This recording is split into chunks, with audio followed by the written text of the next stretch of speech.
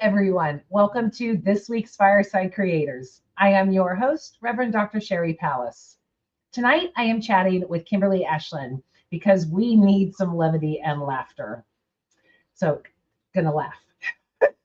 Please remember to keep all comments and questions related to the show topic and that this is a safe space. Thank you for joining us. If you're watching on YouTube, be sure to hit that like and subscribe. If you're on Facebook, grant StreamYard access so we can see your name when you have a comment or have a question. Next week will be our last show on this platform, and I'm pretty sure the new platform doesn't require you to grant approval. So yay! Thank you for welcoming us into your homes and joining the conversation. I appreciate you all. The follow-up course to my book has released, and of course I don't have it loaded on the screen. So anyway, great reviews. I can't wait to hear your thoughts about my book and the follow-up course. It's a self-paced course, and once you enroll, you have access forever, including when I add new contributors, which is happening monthly. I'm so proud of it, and I hope you love it too. The goal is to get beyond the destructive dogma, individualism, racism, homophobia, and the patriarchy. And we can do it if we do it together. I hope you enjoy the course and all of the wonderful things and people that are on it. Go to sherrypalace.com and get in now because prices are going up soon because more contributors are coming in. Once you get to my website, go to the book club tab, and then all of the info is there. There's even a social media where you guys can come on and chat.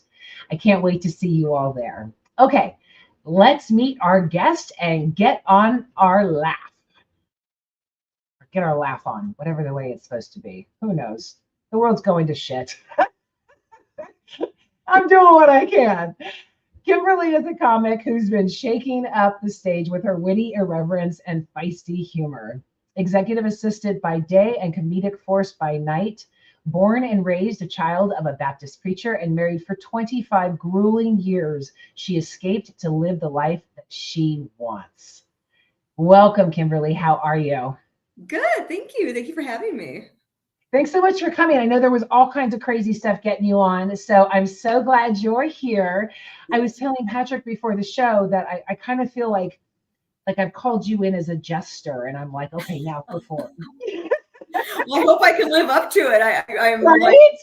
Like no pressure or anything. Yeah, no pressure. The world's falling apart. Now be funny about it. Right. Yeah. Come and make us laugh.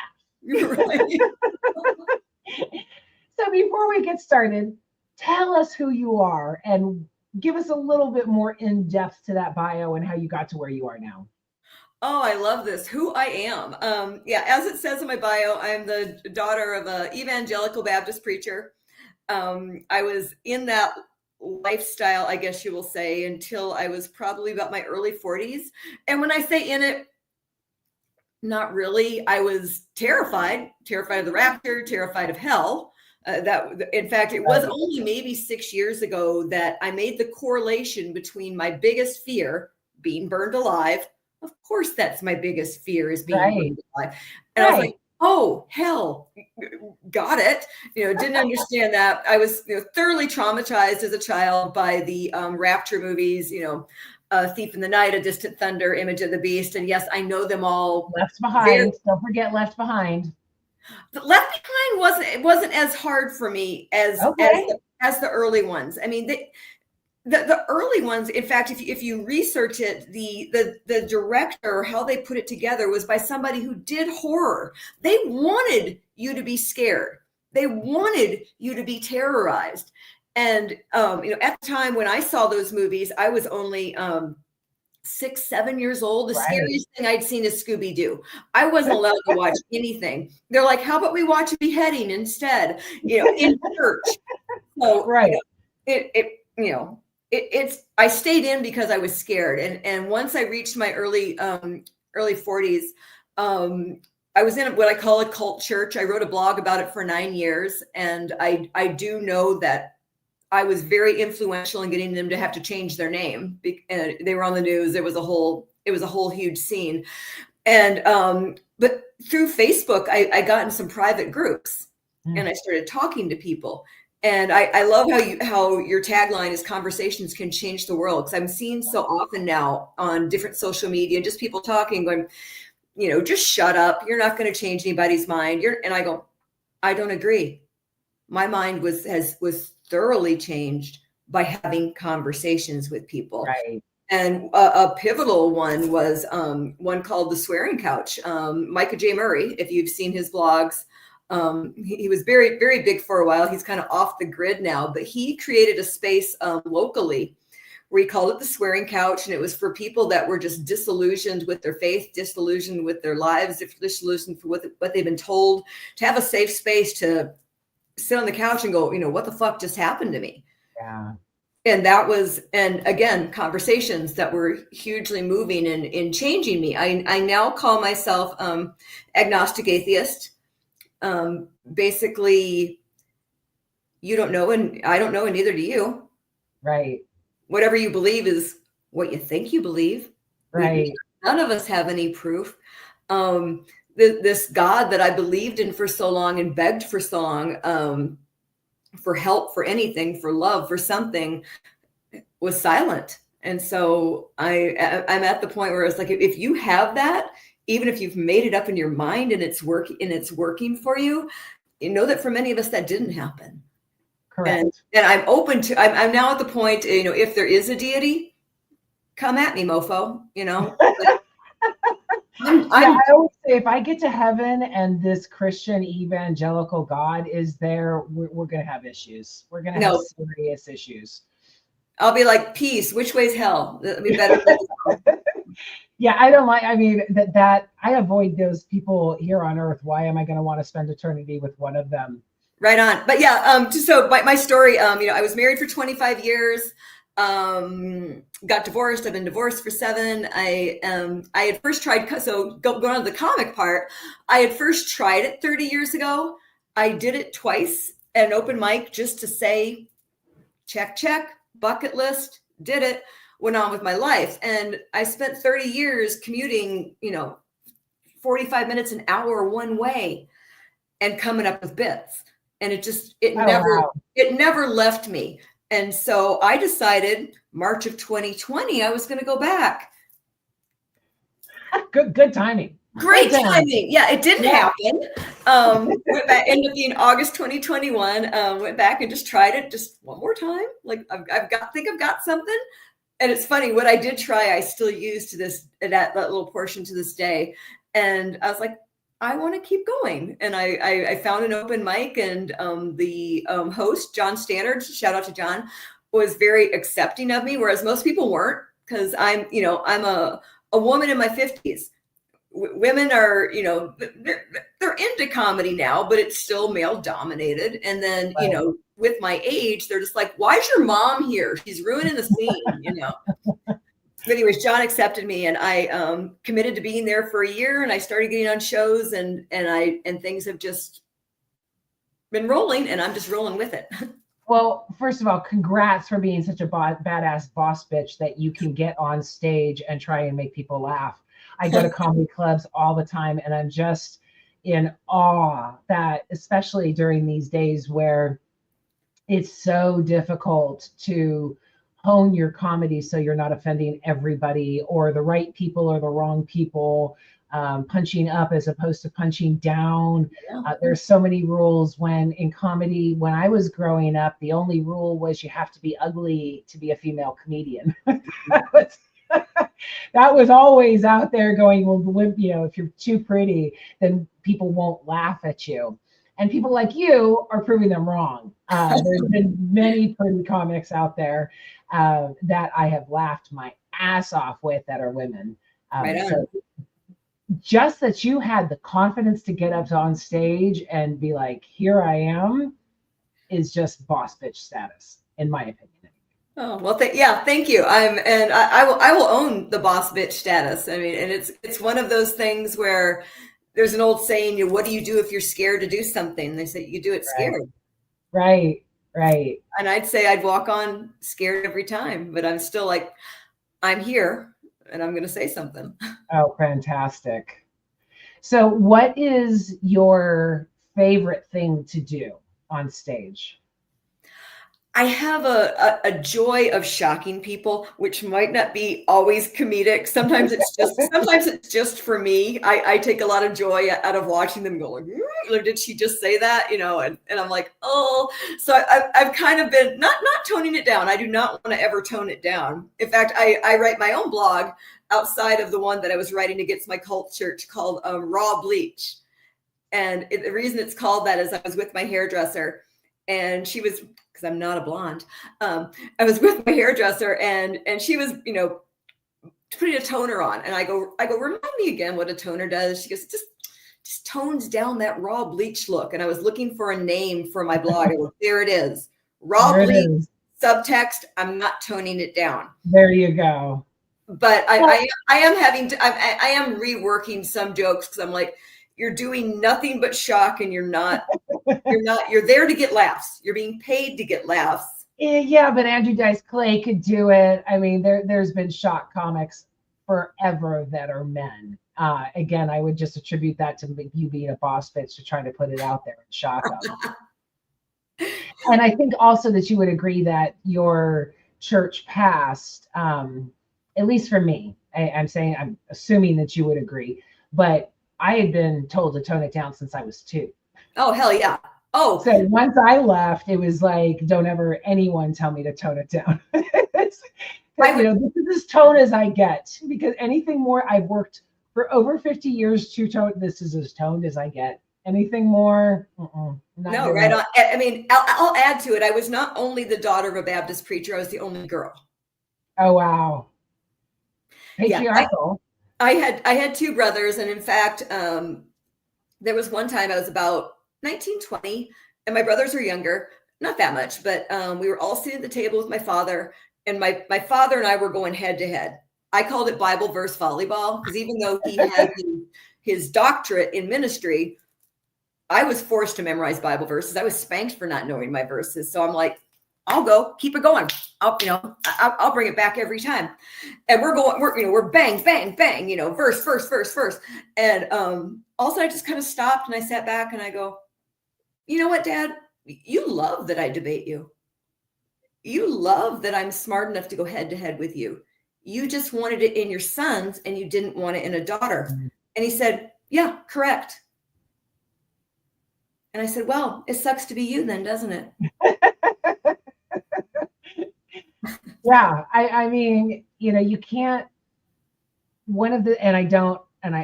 I say this a lot on the show, and I want to reiterate that I am not diminishing the fight that the LGBTQ community has, but being a woman in any type of Christian organization and being raised in that, you are told not to be yourself.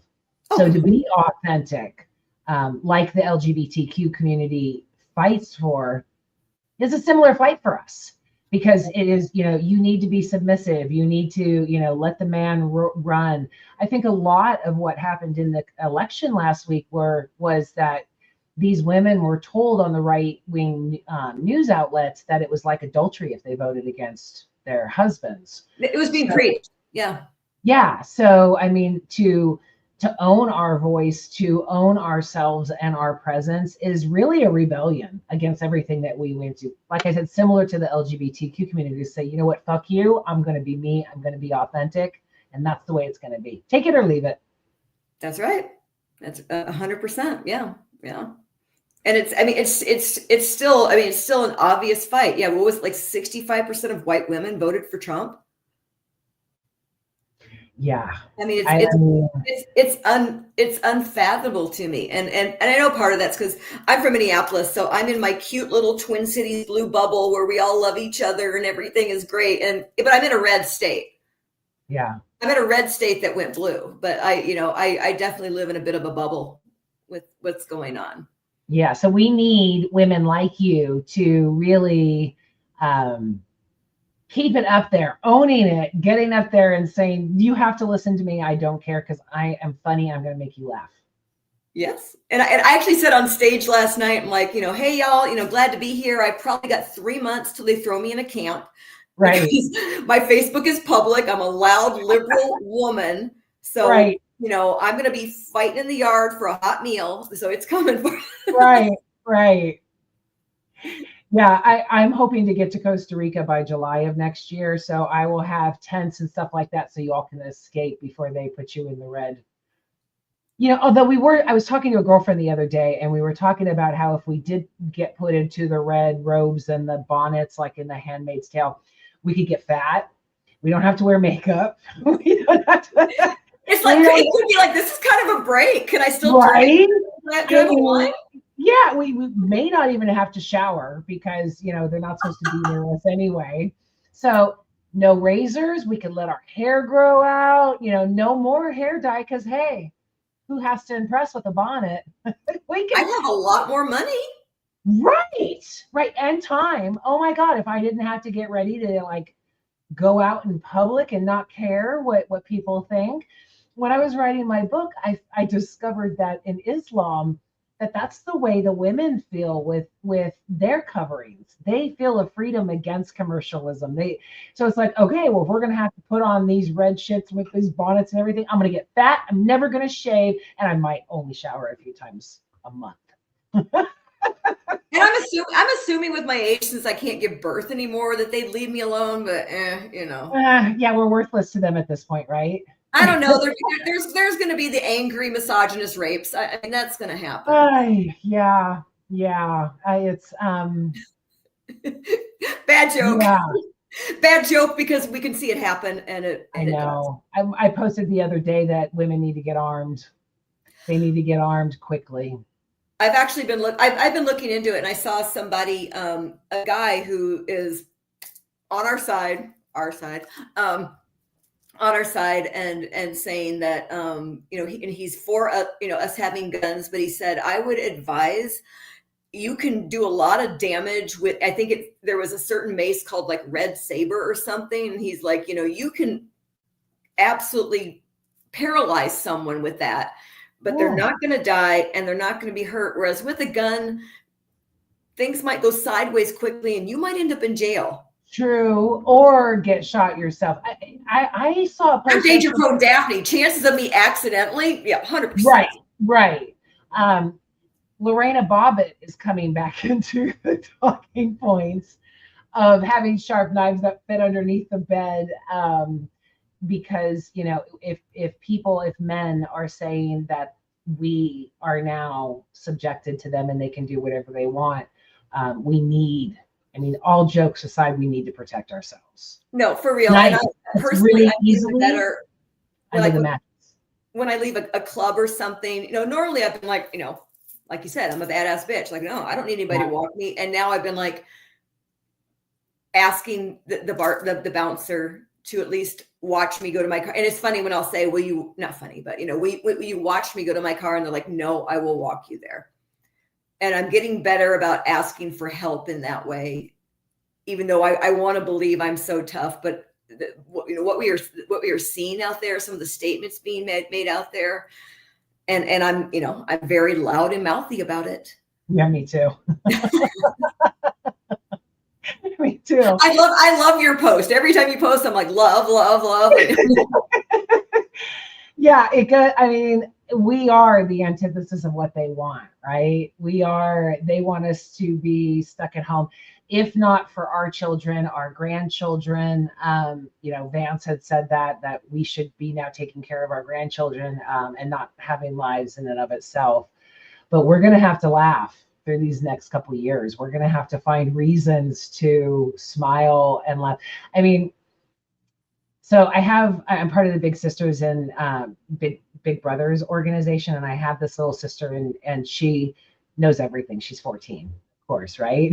So we've been matched for a year and a half, something like that. And I saw her on Sunday, and she's like, "You're going to be mad at me." And I said, "Why?" And she's like, "You were right. I have an ulcer. My stomach's rotting out." Because she eats all the things like they're candy and wonders why her stomach hurts. Right. So I said to her, I'm not going to be mad at you, honey. I'm going to laugh at you. And she goes, "That's even worse." And I'm like, "Well, that's what you get for not listening. I've been telling you for a year and a half. This is why your stomach is rotting out. And doctor finally said it, So I'm just going to laugh."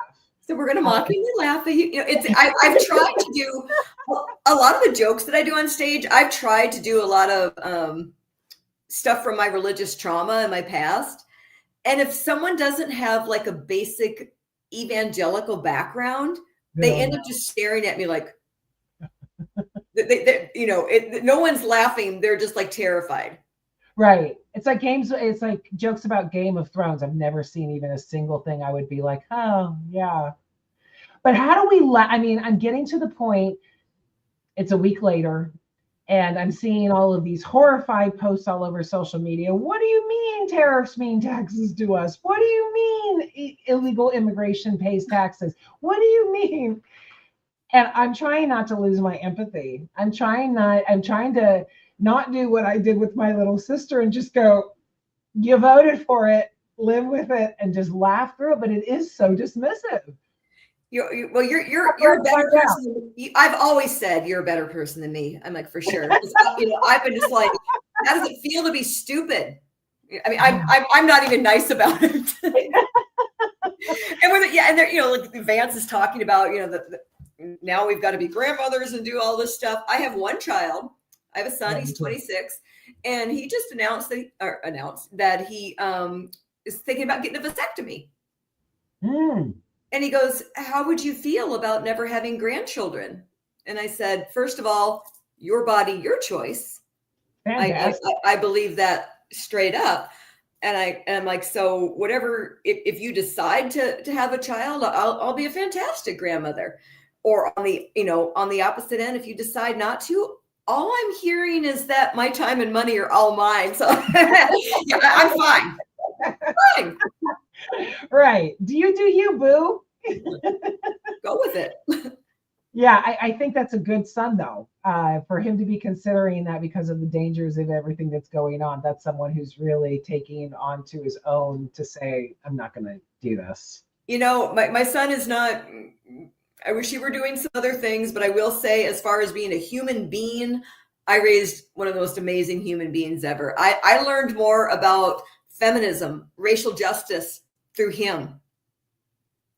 Awesome. He's very, very loud about it. Wonder where we got that from, but yeah. Right.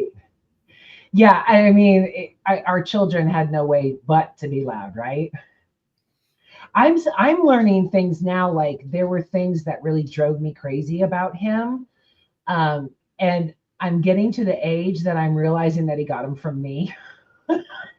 Well, you know, there's the old saying that like whatever it is in another person that drives you nuts, it's probably you. Totally. But I mean, like, one of them was like, okay. And, you know, and when he did that to me, I was like, don't you dare. And like a couple of years ago, I was like, oh my God, he got it from me. Right. Oh my God. And I still do it. It's just like habitual. I was a very defiant child. And in fact, my mother would say to me, you know, if you do this, or if you say one more word, 2 weeks of, you know, grounding, whatever. And I go, yeah, I'll take the 2 weeks. Like, you know, I've got some more to say. And she said, you were the unpunishable child. Because, you know, she goes, you'd sit and think about the punishment and be like, yeah, that'll work. Yeah. That works for me. And I realized my son does it now too. I had said to him, like, you know, you need to whatever. He's like, no. Like, what do you mean no? He's like, no, not. You can't do anything. Like, it sucks when it comes back at you, huh? I don't appreciate this at all. Right, exactly. So what do you want to be when you grow up?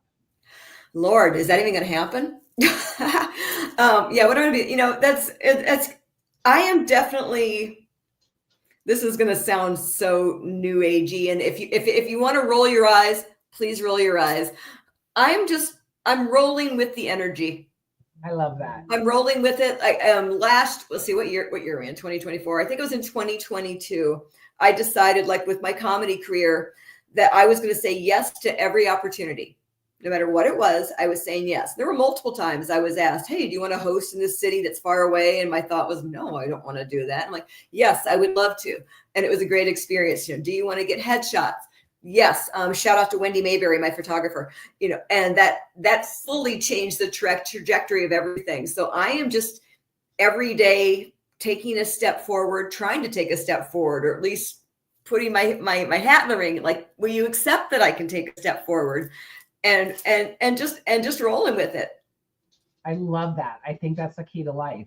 I say in my book that love and let go are the only two things that matter. Not doctrine, not dogma, but just to go with the flow. All the religions circle around those two things. Yeah. And to go with the flow and say, okay, where am I supposed to be? I think is part of the key to happiness.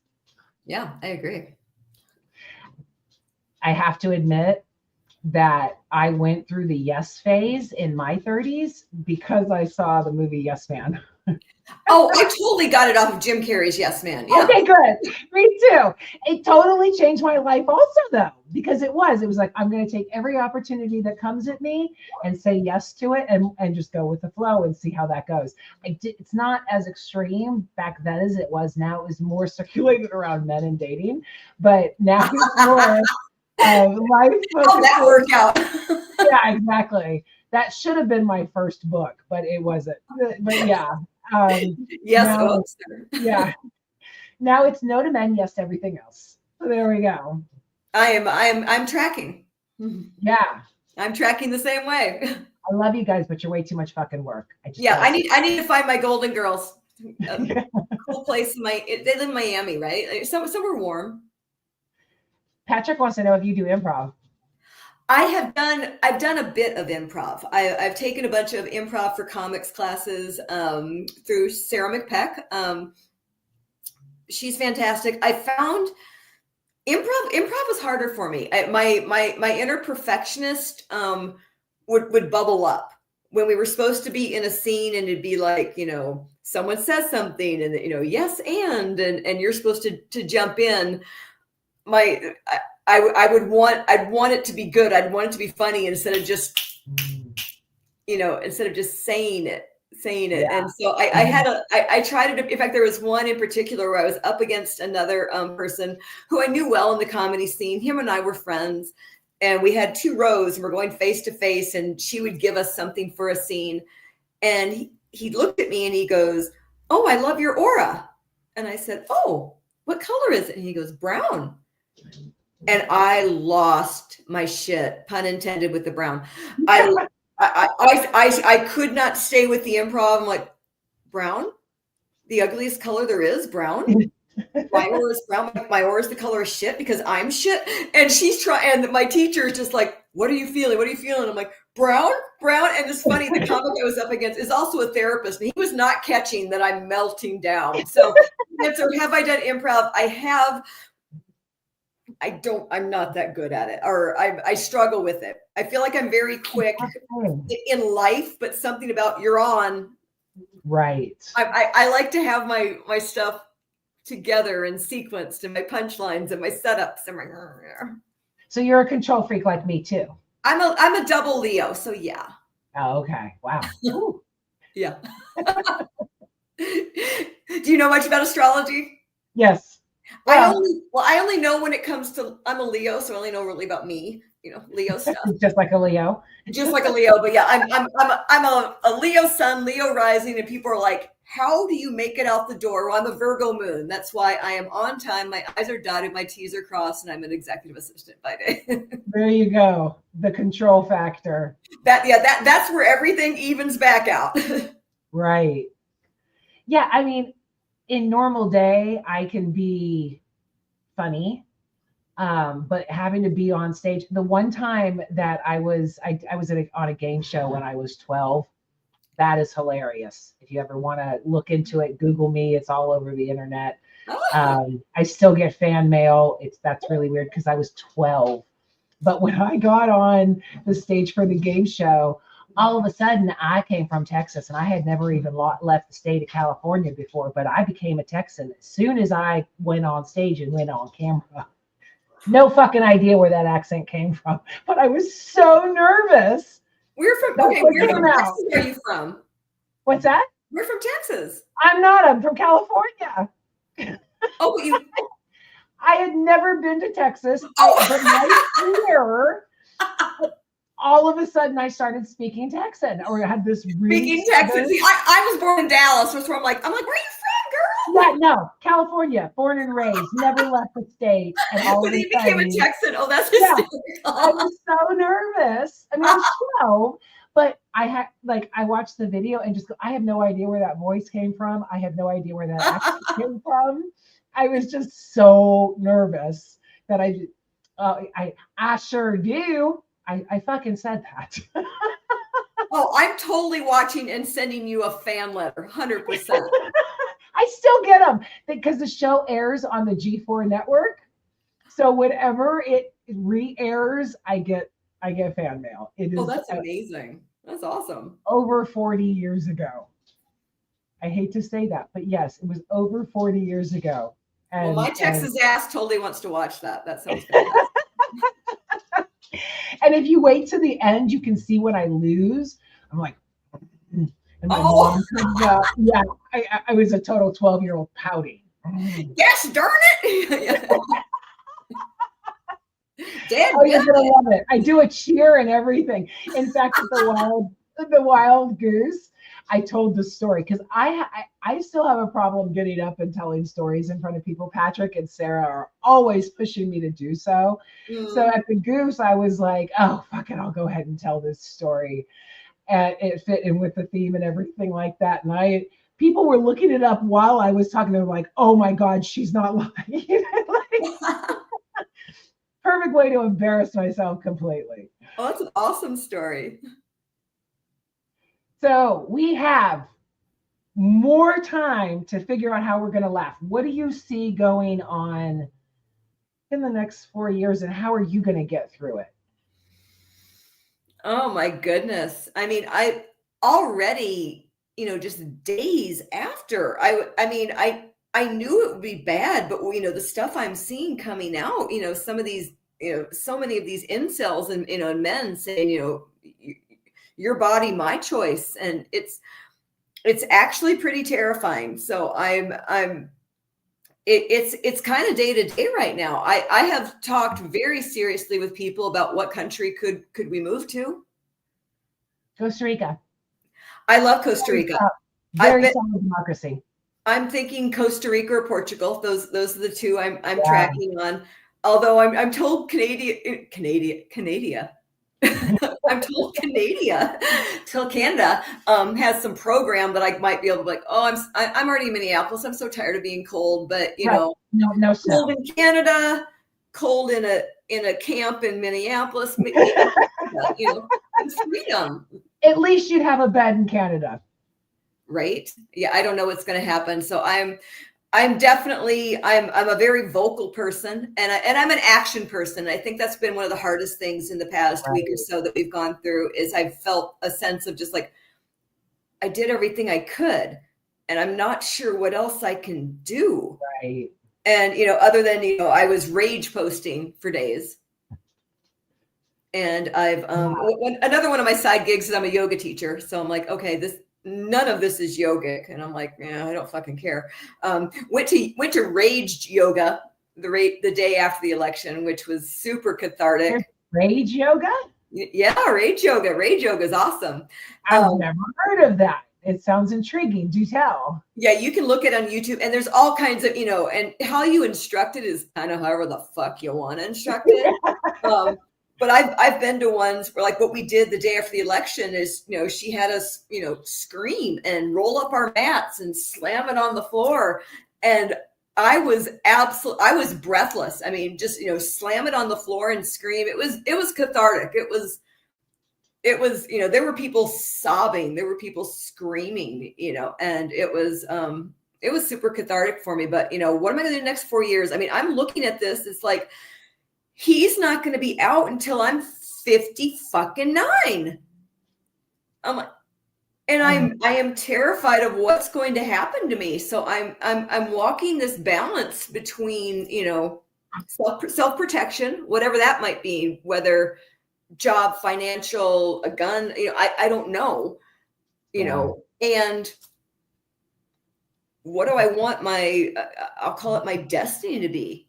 I believe in speaking out, and I believe in I understand some of us can't, Right. for whatever reason, whether it brings up too much anxiety, it's too scary for them, or with what they have going on in their lives, they can't. And I feel, even though I don't necessarily believe in some all-powerful deity, I do believe in serendipity and amazingness and a calling in your heart of what you need to do. And I do feel I'm someone who has been called to speak up. Yeah, me too. To speak up, to speak out. I know I told you about the swearing couch, that the group that Micah created. He also created a larger group, which is online.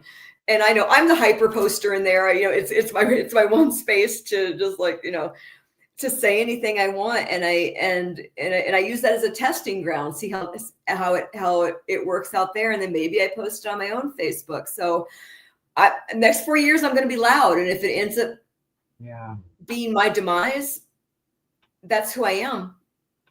And I'm not going to shut up. I feel like something happened to me last week after the election. And I reached out to my mentor, Michelle, and I was like, how are you even coping? But in trying to understand it over the last week, the only conclusion I can come to is that I met Jesus at Walmart.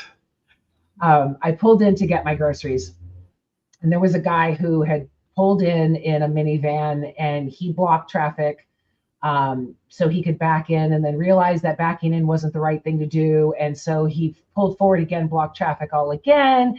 And it was a giant clusterfuck. I had zero patience. And when they came to bring my groceries out, I looked at the guy and I said, hey, is this guy next to me a Walton? And he goes, huh? What? I said, does his family own Walmart? Because he sure as fuck acts like he does. And the guy looked at me and he said, sometimes people just need more help than others. And I literally collapsed, and then I grabbed my steering wheel. Yeah. I just got owned by the guy at Walmart. I know this. I know I'm supposed to be kind. I know I'm supposed to be doing this. I know I should have already have thought. I wrote a book on this shit every single day. And I needed him to tell me, to remind me. Yeah, that's real though. That's it. That's why I say I feel like I met Jesus at Walmart, because he was even so kind to me in my anger. And what a good way to look at it. Not only was he showing him kindness, he showed it to you too. Yeah. Well, kind of like Jesus. Yeah, it was. I feel like I met Jesus at Walmart, and I'm sure this kid has no idea the impact he had on my life, especially because I was being a raging hypocrite at that point. I mean, I'm the one. You should have grace. This is probably the first time he's doing this. Nope, I had none of that. It was, what the fuck are you doing? You're a white man. Get out of my way. And I'm betting underneath there was some Trumper. You're the one that's got to, I'm betting there was. Yeah. This was like you're in a truck. Mm-hmm. Yeah. I know who you are. So I always say that I don't have this down.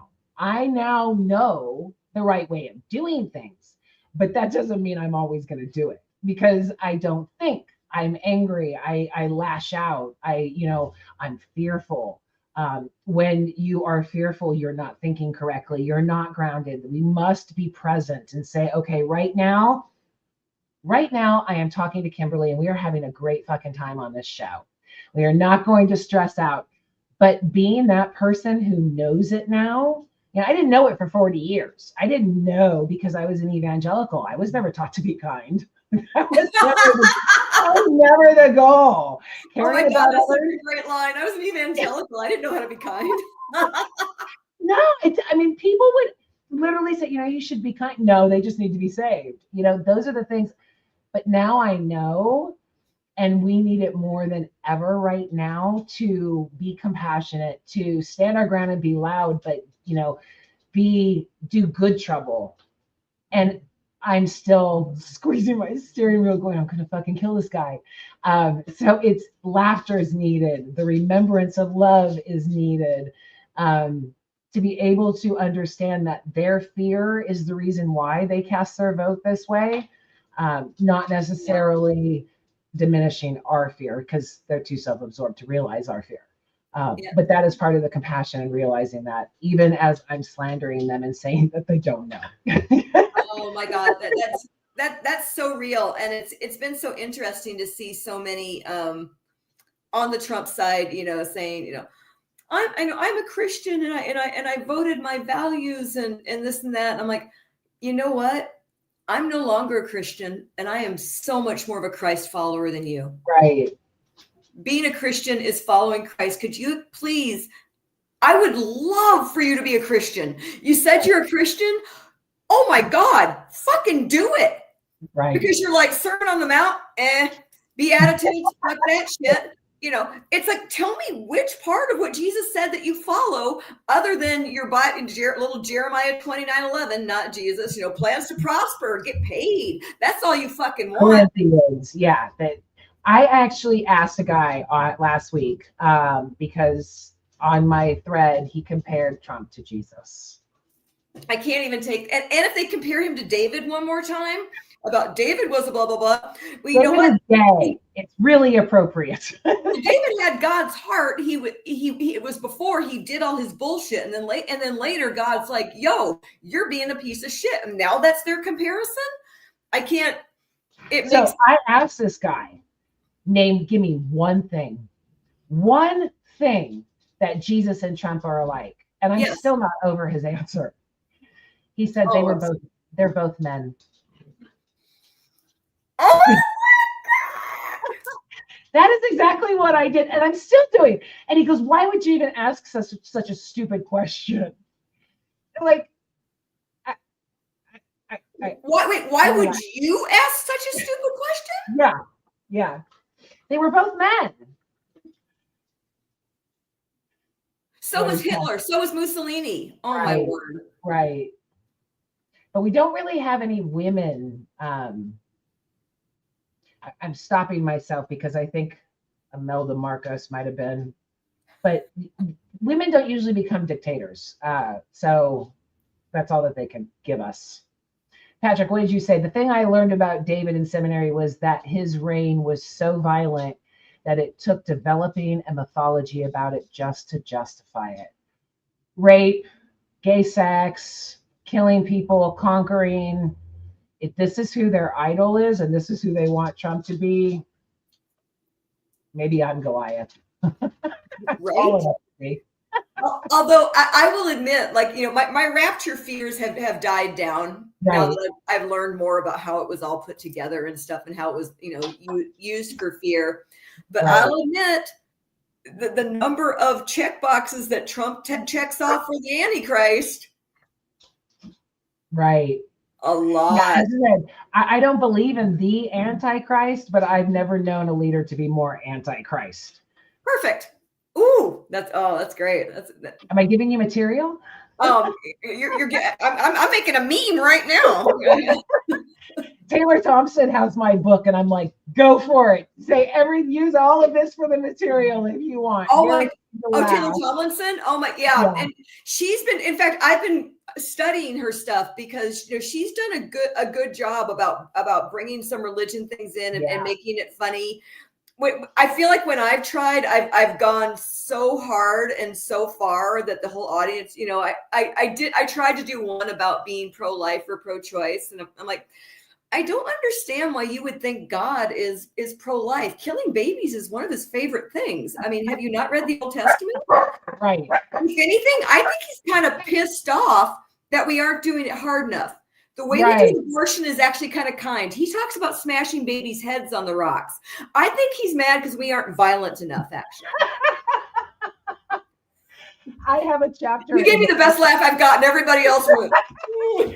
I'm your crowd. That's just it. I need people that understand backstory. Right. My girlfriend Denise is a comic, and she says whenever I go to her show, she always looks to see if I'm laughing, and if I'm laughing, she knows she's fucking killing it. Yes.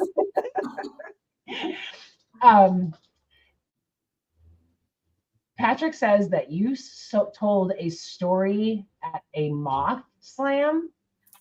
I've done a couple stories at some Moss Slams.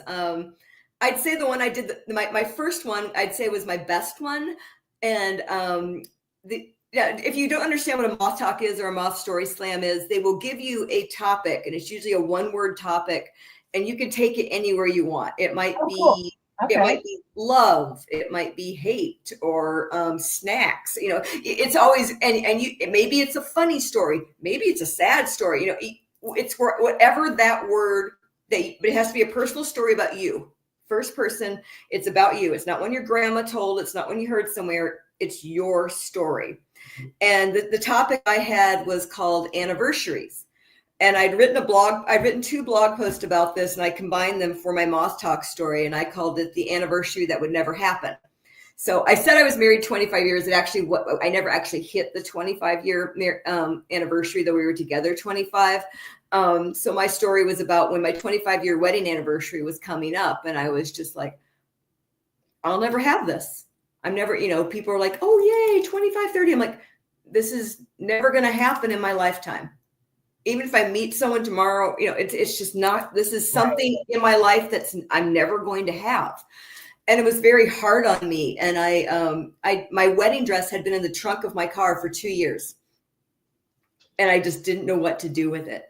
Wow. And I took it back out and I tried it on, and I decided I was going to go burn it, which I did.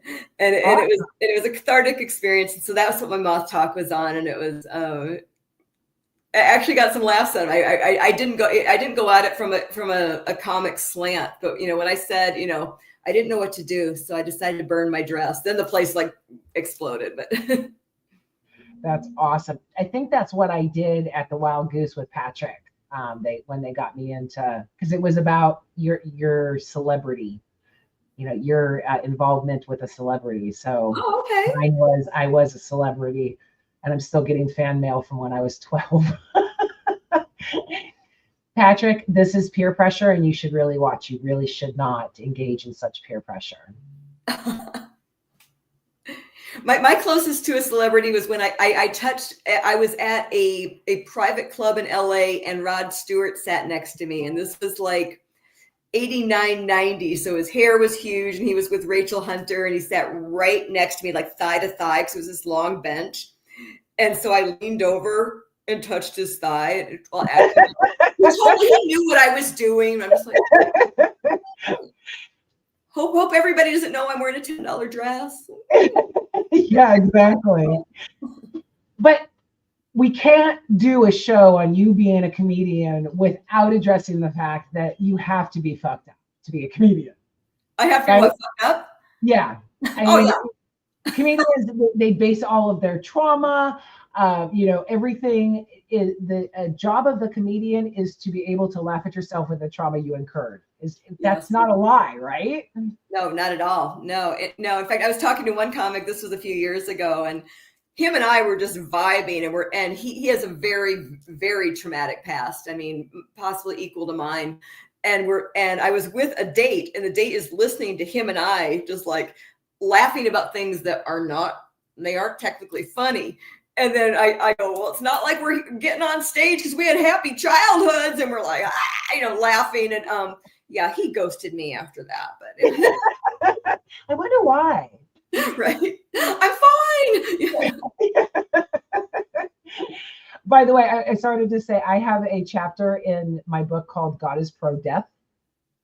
To show how nothing gets out of here alive. There's no way that if there is a God, that he's pro-life, because life just ends. And the kickback that I've gotten on that has been hilarious in my mind, because they're like, no, God wants life. I'm like, really? Then why does everything die? Why does everything die? Why does, literally everything dies? Well, that's because of sin. My dog didn't sin. That tree didn't sin. So to have a God that created everything that is meant to die, he can't be pro-life. Ashes to ashes, dust to dust. I mean, how is God pro-life? Right. He loves to kill us. It's one of his favorite things. One of my first questions as a child, they were talking, I was 5 years old, and they're, Noah in the ark, and we're singing the song, animals, they came on by twosies, Twosies. Yeah. Okay. Kangaroosies. Children of the Lord. So, we're all rocking out to that. And I said, well, wait a second. I'm like, they killed everybody? And my father goes, yeah. I go, but what about the babies? What happened to the babies? And my father, Mr. All Truth, said, well, yeah, God killed them because of their parents. Yeah. So you better make sure you're going to heaven. Yeah. And it was the same age I was at, the age of reason. For people that don't understand what that is, that's the age that they believe that you understand and can go to hell, giving your life to Christ. And if you make the choice not to, you will go to hell. I was 5 and told, you need to accept Jesus into your heart because you're a dirty, dirty, dirty sinner. I was 6. Yeah, it was between 5 and 6 for sure. I think that was a typical age. Yeah, when I got cancer, my landlord said, God wants you to live. And he was my landlord for like a day. I was literally moving into this place, and I just went off. I was like, no, God does not want me to live. Science, society, people here on earth. And he was so offended. And I was like, look at this. I said the same thing to my ex-husband right before he died. God is not going to save you. You have to do your medicine. You have to do this. But the whole God is pro-life is just more control for us. And have you read the book by Frank Schaeffer, Sex, Mom, and God? Yeah, I love Frank. He's a friend. Oh, is he? Oh, that book. My father and my mother were crazy about Francis and Edith Schaeffer, and that movie they had out, Whatever Happened to the Human Race. I think that's the name of it. Understanding how the pro-life movement came about and the religious right came about. I mean, when you hear the backstory, it's like, you realize what you believe, and most people don't. No. I mean, and we're seeing that in our electorate right now. Yeah. Okay, we got 7 minutes. All right. Be funny. Be funny. Okay, want to hear a joke? Yes. Okay. So I was married for 25 years, quarter of a century, and I'm dating now. And a lot changes in dating in a quarter of a century. The last time I was dating, we didn't have the internet, didn't have cell phones, didn't have consent. That's new. It's not even my fault. When did that start? Right. Consent's gone again. That was so last 4 years. Right. I'll give you one more. These are some of my bangers. So if y'all are hearing this, you need to come see me in person. My friends who are all in loving, committed relationships, I'm not jealous whatsoever, even though I'm dying alone. I'm fine. So much better. They always want to know, how do you figure out the age range of who you're going to date? How do you figure out the high low? At my age, nobody wants to know the high. They don't want to hear about you fucking grandpa. Right. They want to know the low end. How cougar are you going to be? I've found a baseline, and the math works. Okay. If you come out of me, you can't come in me. Wow. Mine was similar. It's actually good math. Yeah, it had to be 2 years older than my son. Only 2? Woo! Go, girl. Well, in my 30s, just say it. Okay. It wasn't as him as a child, obviously. But when he became a man, and it was like dating these younger men, and it was like, okay, I have to have a baseline. I can't have them playing video games on Christmas together. I just can't. Yeah, I'm at the point you need to be able to keep up with me.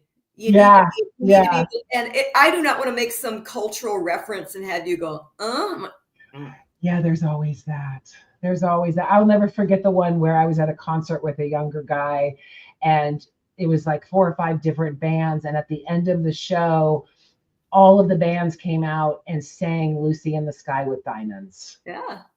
Oh, and he didn't know it.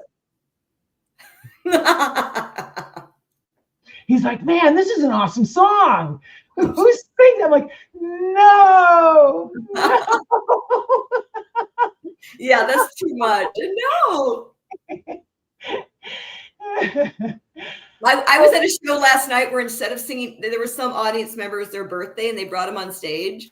But instead of singing happy birthday, everybody sings Stairway to Heaven badly. Oh my God. Like really, like you don't try and even be on key, you just kind of howl it out. That has to be a new tradition. Oh, it was amazing. A few times I just let out some howls. I didn't even try and sing my People make fun of me because I want Hanson's Bop at my funeral. Oh, I love Bop. That's a banger. Right? Bop, you're gone.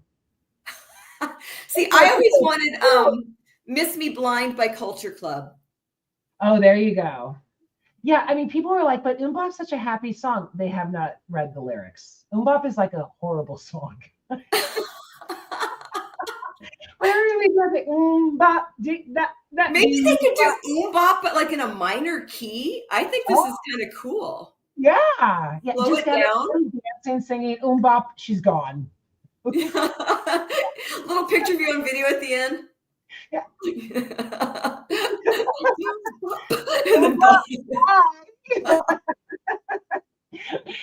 Oh, this has been a blast, Kimberly. Yes. Thank you so much for coming. Thank you.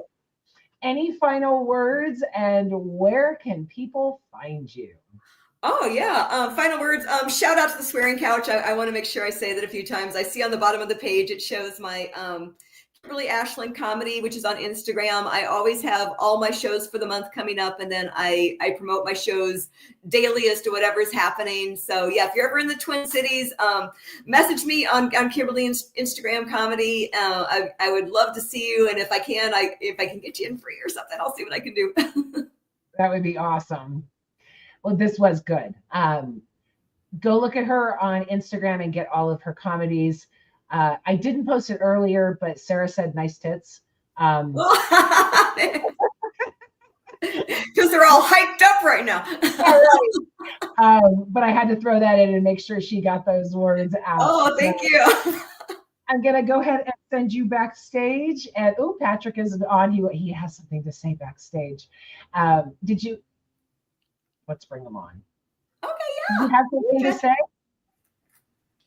Hey. Okay, well, if you want to talk backstage, I'm gonna close the show. Are you good? Okay. Are we good? Yep. I'm gonna send you back and close the show. I'll be back there in just a minute. Okay. Once again, Kimberly. Bye-bye. Thank you. Oh, I think we needed those laughs, right? Seriousness, laughs. I mean, I'm one that can actually be crying and sobbing and crack a joke. So I think that we definitely need to find places to laugh this time and for the next few years as to where things are going. Thank you so much for watching and your input. Thank you for all of your comments. Thank you so much, Patrick Young, for your continued support as the show's producer. Next week's show is with Leslie Neese, and we are chatting about her book, Honoring the Journey, a memoir about religious deconstruction. I will see you next week. If you liked the show, share it and subscribe. Thanks again for watching. Have a wonderful week. And as always, walk in love. Mwah. Bye.